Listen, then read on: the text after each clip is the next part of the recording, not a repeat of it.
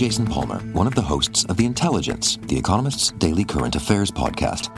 The Economist's award-winning shows make sense of what matters, from our special series on China's president to our weekly podcasts on business, technology, and American politics. Our journalists provide fair, in-depth reporting on the events shaping the world. To get the annual plan for less than $2.50 per month, search for Economist Podcasts Plus to start listening today. This episode is brought to you by Carnegie Mellon's Tepper School of Business. Want to advance your career or switch fields? An MBA from Carnegie Mellon's Tepper School of Business can help.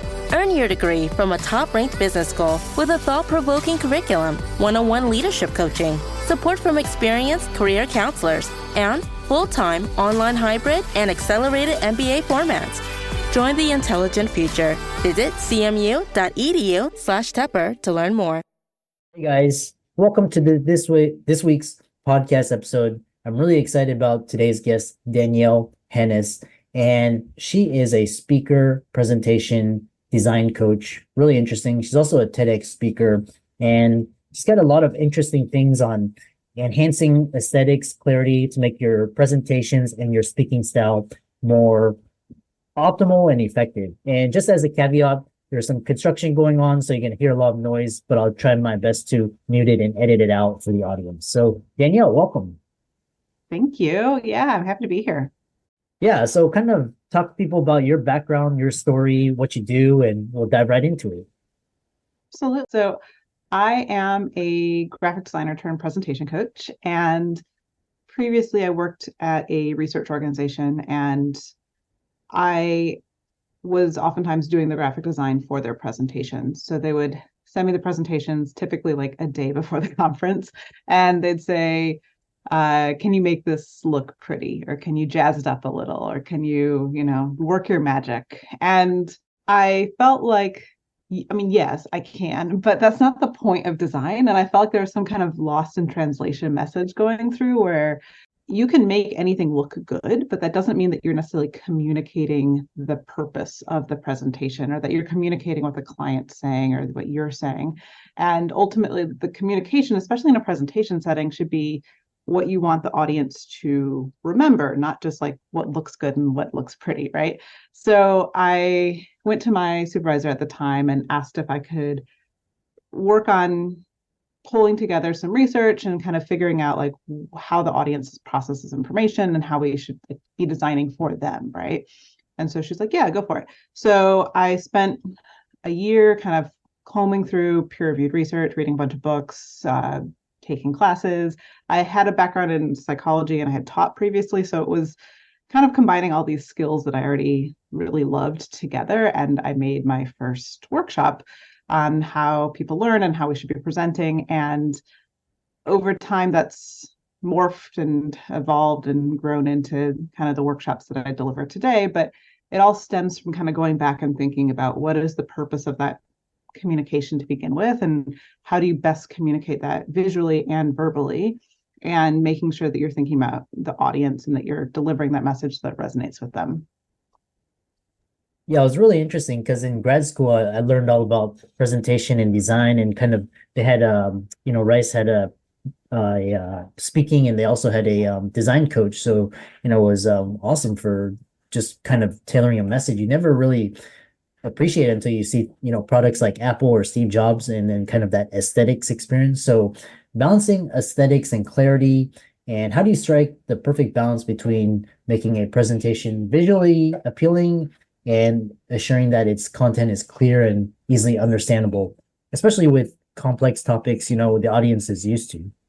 Yeah, that's a great question. And I think, I work a lot with scientists and researchers still. And I think with technical topics, it can be quite difficult to strike that balance initially. I think it takes a little bit of, working on both sides.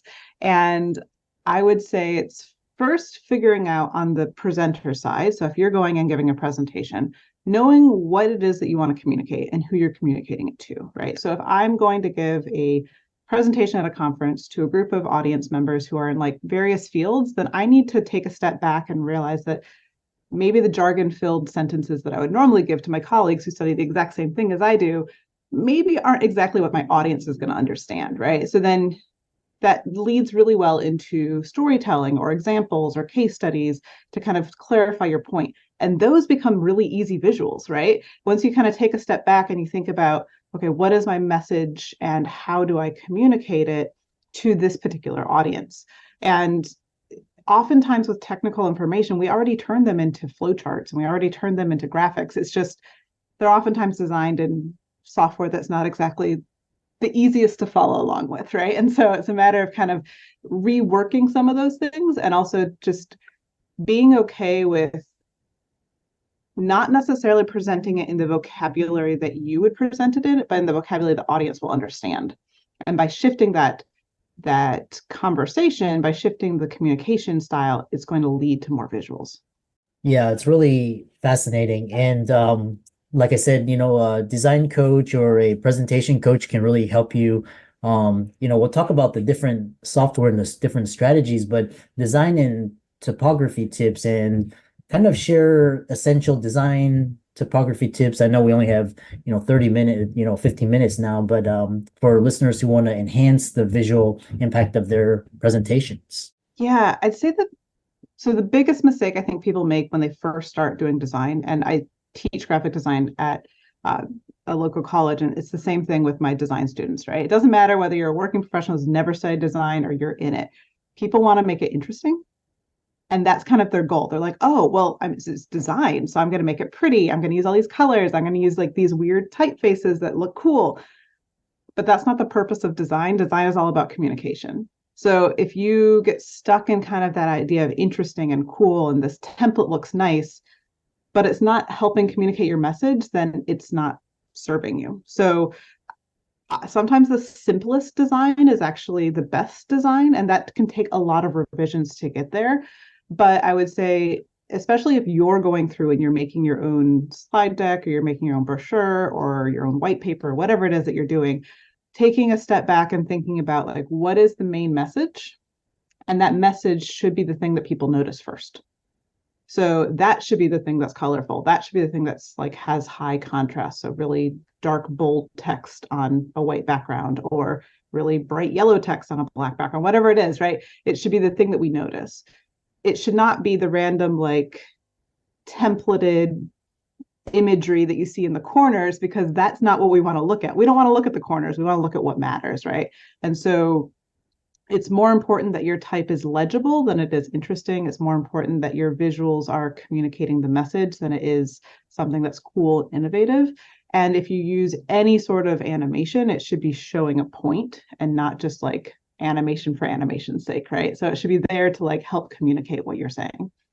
Yeah, fascinating. And again, these storytelling and, these ways to these aesthetics in the presentation, there's companies and businesses that help clients do that. And so a lot of these clients, they go and give presentations, and a lot of them are in science, law, medicine, dentistry, engineering. So they're talking about very logical concepts. But then, for audiences out there, you talk about this combination of storytelling in a very logical field, and so that you can capture the audience's attention.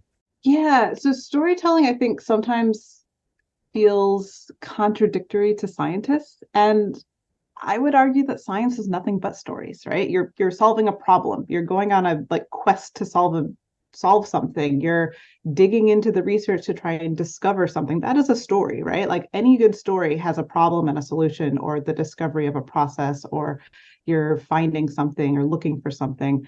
And so it's just a matter of like reframing it a little bit, right? It's about kind of thinking about the standard story arc that maybe you learned in middle school and haven't revisited since then. So stories have a beginning, a middle, and end, or a setting, a problem, and a solution. And I guarantee you that most things that you do are probably going to be able to follow that format. I really like, there's a marine biologist turned Hollywood film producer, and he has this format that he uses called ABT. So the book's called Houston, We Have a Narrative. It's a great book if you haven't read it. And it's about the setting should be your and. So oftentimes when we tell stories, we just say and that's not really a story because nothing really happens. It's just like a list of ideas. And so he talks about how if you shift it and you say, I was working for this company and I was giving presentations. And instead of saying and again, you then shift it to a but, right? So that but becomes your conflict. And the but is, so I was working for this company, giving these presentations, but there's a lot of people who felt uncomfortable giving presentations and had severe presentation anxiety. Well, now there's like a little bit of a problem that you're now much more invested in, other than me just saying like, and I was working with people and some of them were nervous and that happened, right? There's no like resolution there. There's no story. So by turning the second and into a but, you now found the problem. And then you resolve it by saying so or therefore. So I worked with them, gave them techniques, they got better, so on and so forth, right? But it turns a list of ideas into just a simple story arc that you can use. And if you think about that in your presentation, it's going to help your information resonate. And it also helps you find the conflict where the audience cares. So most of the time when we watch movies, we read books, those things are mostly conflict. If you think about like Star Wars, the majority of the movie is the conflict, right? Lord of the Rings, the majority of the movie is the conflict. And so the more that you can kind of build up what that individual was experiencing, what you were experiencing, whatever that is, that's going to make the audience more interested and more engaged. And you can kind of fill that in throughout the presentation too. So you can start with the beginning, get to the but, get to the conflict, and then tell them something that relates to that. That's something that you want to talk about, right? So that but, let's say we're going back to the people who had presentation anxiety, I can then talk about presentation anxiety and how that's prevalent and make it relate, right? And then I come back to the story and I continue on to talk about like the other things that they were experiencing and then talk more about that. And then that can help you be like a through line through your presentation that's significantly more engaging for the audience than just saying, and I did this, and I did this, and I did this. Yeah, I find that trying to embed concepts into stories or just kind of real life examples and what's interesting is, I find that, all great scientific discoveries, for example, the discovery of the nitric oxide for the Viagra or, CRISPR, all these have to have a person pitching to venture capitalists this story. So for a lot of scientific or medical discoveries, it's good to have somebody that's good at conveying stories to potential investors because that's they're able to connect in that fashion. So we know we're kind of coming to the end, but one thing that I've really found is when preparing presentations is I used to always go to PowerPoint, but PowerPoint was like kind of tedious and it's kind of now there's a lot of paywalls and now now I go to Canva. I've never really found a good presentation software. Like Canva's pretty good. And for example, like Apple Keynotes, but talk about some good presentation software that really helps it kind of makes it free and available. And also talk about the impact of AI because now you can create AI generated slides very quickly. It's really awesome. Yeah. So I think oftentimes people get stuck on the tool as opposed to the thought, right? And so the thought process behind a good presentation should not be, I'm going to open up PowerPoint or Google Slides or Keynote or whatever it is, and then I have a template that I'm going to fill in. Because what ends up happening is you just fill in a title and then a whole bunch of bullets. That's how they're all designed. And that's just how the template's set up. But if you go through, all of them have a layout that's blank. So it doesn't matter which one you use. I personally love PowerPoint because it has a whole lot more animation options and it's a lot more robust and they have a lot of plugins. So I personally love PowerPoint. If you use it right, I've had people ask me what software I use and I say PowerPoint and they're amazed, right? It's not the tool can do whatever you want it to do. It's just how you're using the tool. So instead of using the standard template with the bullets and the title slide, do the blank layout. And before you open PowerPoint, you should have an outline of what it is that you want to say. Because if you're just opening PowerPoint and you're putting your notes on PowerPoint, I guarantee you that's going to be your presentation. It's just going to be jazzed up a little and there's going to be some other thing going on there. But the purpose of the slide is not for you to know what you want to say. It's to communicate to the audience what they need to hear and listen to, right? So your notes should be in the notes section. All software has that note section at the bottom of the slide. If you pull it up, you can put your notes there. And then the slide itself should be some sort of ideally visual representation of what you're saying in the ideal world, right? So if you have an outline ahead of time that you've created in Word, and then you take those main ideas and you turn each main idea into a slide, and you put the notes that you want to say in the slide, then it's really easy to take a step back and be like, okay, what is my main idea here? So if your main idea is, I don't know, let's just go with storytelling because that's what we're talking about, right? I could then decide, okay, do I want to have like that story arc that you have from middle school? Do I want to have just a picture of a book that shows stories? Do I want to talk about the different types of stories? It kind of depends on what your main idea is, right? So if I just want a picture, I could go to one of the free stock photo sites like Pexels, Pexels, Unsplash, Pixabay, any of those. Or I could go to a generative image site and say, hey, I want a picture of a book that's open with like sparks flying out to represent storytelling or whatever that is, right? And then I can use that in the presentation. But I need to know what it is I'm looking for to begin with, right? So it needs to be something that I've already decided what it is that I'm communicating. And I need to know the main idea of that slide. And it's not going to happen when you have a bolded list, because a bolded list is going to have like 17 things that you want to talk about. And that's not one thing. And so to go along with this is that people oftentimes are like, well, then I have too many slides. And the answer is no, you have the same amount of content, whether you have one slide with 17 bullets or 17 slides for each bullet, you're still talking about each of them for the same amount of time. It's the amount of content you have, not the amount of slides. We've just been trained to think that like slides equal time, but that's not the case. When I present for an hour, I normally have over 100 slides. But those slides are only shown for like a couple of seconds at a time because I'm showing that main idea. People don't notice that there are 100 slides because they're just following along with it. It becomes this visual story as I'm talking, right?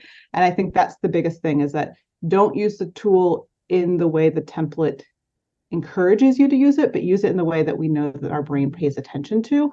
And by separating those ideas out, take your ideas first and then figure out how to show them, you're going to have a much more impactful presentation. TIAA is on a mission. Why? Because 54% of Black Americans don't have enough savings to retire. So in collaboration with big-name artists like Wyclef Jean, TIAA released Paper Right, new music inspiring a new financial future. With 100% of streaming sales going to a nonprofit that teaches students how to invest. Stream Paper Right now and help close the gap. Shipping can make or break a sale, so optimize how you ship your orders with ShipStation. They make it easy to automate and manage orders no matter how big your business grows. And they might even be able to help reduce shipping and warehouse costs. So optimize and keep up your momentum for growth with ShipStation. Sign up for your free 60-day trial now at ShipStation.com and use the code POD. That's ShipStation.com with the code POD. Yeah, I love that. Being very strategic and intentional with how you use tools, and don't let the tools control you, but you use the tools to convey what you want to the audience. Very powerful. I love that. Yeah. We have kind of a few minutes, and I know you've given a TEDx talk, kind of, that's kind of what everybody, I'm just kind of for the audience, kind of juice it up and, talk about speaking on TEDx, and also talk about, managing presentation anxiety, how to calm your nerves, how to prepare, and how they can follow you and contact you. Yeah, so I am a TEDx speaker coach. So I've worked with speakers who are giving TED Talks, and I'd say the biggest thing is that people don't recognize how much time goes into them. I mean, I think there was a survey that went around, and on average, people spent 90 hours on their presentation. It's a lot of time. It's a huge time commitment, and that's an average, right? So I'm sure a lot of people spend well over 120 hours on their presentation. But ultimately, it all comes down to storytelling. So when I was working with the presenters and the person who was running the conference, we had one person who was more technical, and she had some great ideas, but there was just kind of idea, and it wasn't really, there wasn't a flow line going through it. And so at one point there was a concern that she was going to get pulled from the conference because it wasn't actually coming together. But we were able to restructure her presentation around a story of herself. And that story then became that through line to go through. And you don't have, when you give a presentation, it doesn't have to be TED Talk style, right? Like you can have just a very simple story that you're using as an example of something. It doesn't have to be this whole through line. But when you can do it, it becomes so much more powerful and so much more moving. And so I'd say with TED, you only have a limited amount of time to talk. You really want to make sure that it's a concise one idea that you're developing fully and that you're using storytelling and you're implementing it well. And along that, if you have, research that you're including, that the research needs to be in conjunction with the story. I think that's kind of the biggest thing that they really are looking for, especially when you're working with a more technical audience, is that it's not just the research, it's the research plus the story that gets you onto that TED stage. So I'd say that's the biggest thing. For presentation anxiety, that could be a whole nother topic, but I would say if you have presentation anxiety, and there's ranges, right? There's people who just I get nervous. And then there's people who are throwing up and losing sleep and they can't function days before. So there's a huge range in terms of where you fall. And if you're on that later end, I highly encourage you to get a therapist. Find someone that you can work with, because there are ways that you can work around it. And there are techniques that you can use. And I do talk about those techniques on my newsletter and LinkedIn and things like that. But one of the biggest ones, because I know we're almost out of time, is find ways to release the adrenaline before the presentation. So go for a walk, do squats, squeeze your toes, release them, whatever it is, find ways to release that adrenaline, because that's going to calm down your amygdala, which will allow you to then focus on the presentation. And practice a ton, because when you get on that stage, I've had speakers black out and they still deliver that presentation amazingly because they've practiced so many times. They're just on autopilot at that point. So I'd say those would be kind of like my two main tips. And if you're interested in learning more, I have a 5-week workshop coming up, which you get $100 off. We'll put the link in there, but you'll have a link with the promo code. The promo code is podcast24, and you can find me on LinkedIn. And thank you so much for having me. Yeah, and I love TED because I love going on YouTube and listening to them, because those are the best ideas, very concise. And it was something like for every minute they practice 3 hours per minute on that. And I love this idea of rehearse. It's almost like a musician, an athlete. You have to rehearse it because sometimes the slides will go out or the lights will go out and they just continue because they're just so well prepared. So it's just ingrained at that point. And I would say though, if you're practicing your own presentations, unless you're going to do something like a TED Talk, don't memorize it, because then you get stuck. If you forget the next word, you can't remember what to do next. So don't memorize the actual word by word, but memorize the flow, the content, the structure. And if you forget something, the audience will never know. So just keep on going. I promise you, don't just go to the next thing you remember, and it'll eventually come back to you and you can bring it back around if you remember. Yeah, thanks so much for coming on. And for all the audience, be sure to check out the link, as well as follow Danielle on socials, give her a like. And with that, thanks so much for coming on. Thank you, Chris.